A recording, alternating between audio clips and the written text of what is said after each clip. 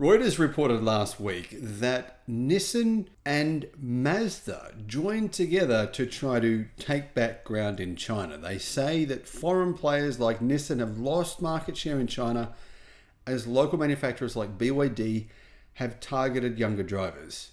The truth is that the Japanese automotive industry, their sales in China are declining quickly. Nissan said its goal was to regain ground in the world's largest auto market. But then within a few days of that happening, China's Chery actually purchased Nissan's automotive plant in Europe, where it would begin manufacturing EVs. Hello, my friends. Welcome to the channel. I'm Sam Evans. You're watching the Electric Viking. Great to see you.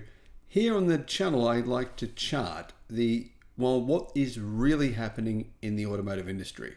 Yesterday, I did a video about Chery releasing a $4,000 electric car, which is actually surprisingly good.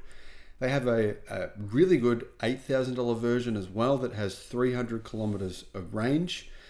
But now Chery are expanding internationally at the expense of Nissan, kind of.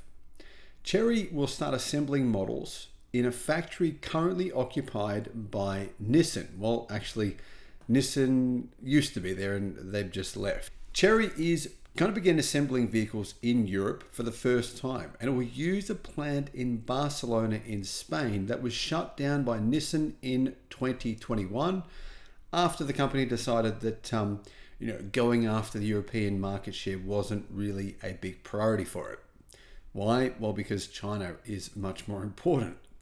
Since Nissan shut down the plant, local electric motorcycle manufacturer Silence has been operating there, as have another engineering group called EV Motors. As it stands, EV Motors has full corporate control of the hub and has been engaged with talks with Chery. So Chery now will be the third automotive manufacturer that will be manufacturing there at the plant. In other words, there'll be motorcycle manufacturer Silence making EVs, electric motorbikes.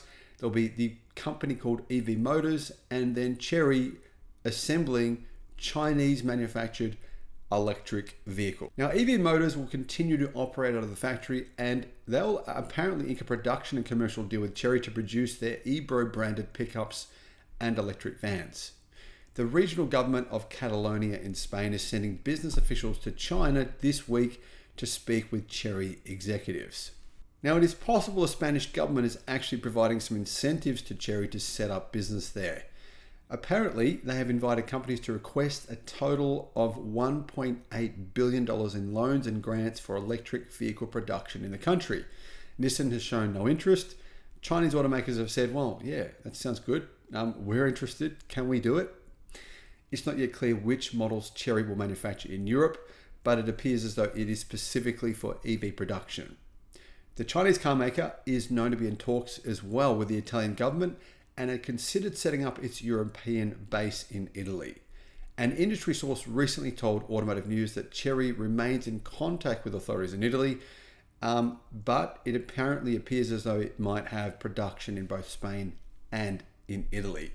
So while one manufacturer pulls out of Europe essentially, another one is replacing it. And this is really disruption at work. Nissan was building internal combustion vehicles. There wasn't enough demand for them in Europe, and they've pulled out.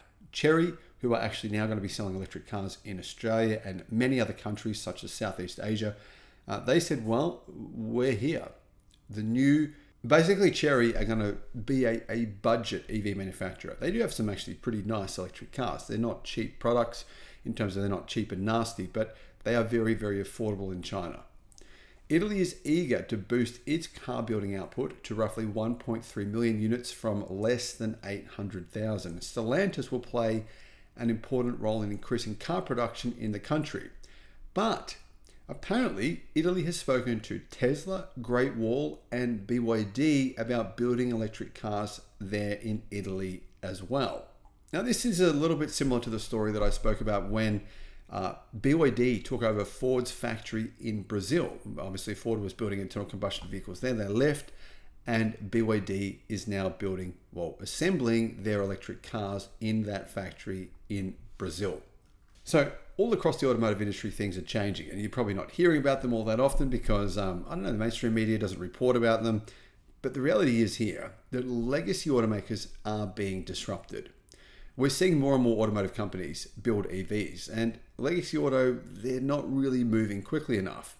One of the key reasons is price. Now, keep in mind, a lot of Chinese automakers, whilst they are building cars in Europe or plan to do so, they're not really going to actually build them there. They're going to assemble them there. So all the parts will be manufactured, or most of them will be manufactured in China. They'll then be sent over to Europe, assembled in Europe, and then they can take advantage of local incentives, and they won't have to pay any, China taxes. So all the tariffs won't be applied. And they'll be considered Spanish or European made vehicles. Now, technically, that will be true, but it's sort of skirting the law. That's what BYD had planned to do in Mexico. BYD is originally planning to build a gigafactory in Mexico where it would assemble its Chinese vehicles and then sell them into North America, being able to avoid having to pay the 27.5% tax.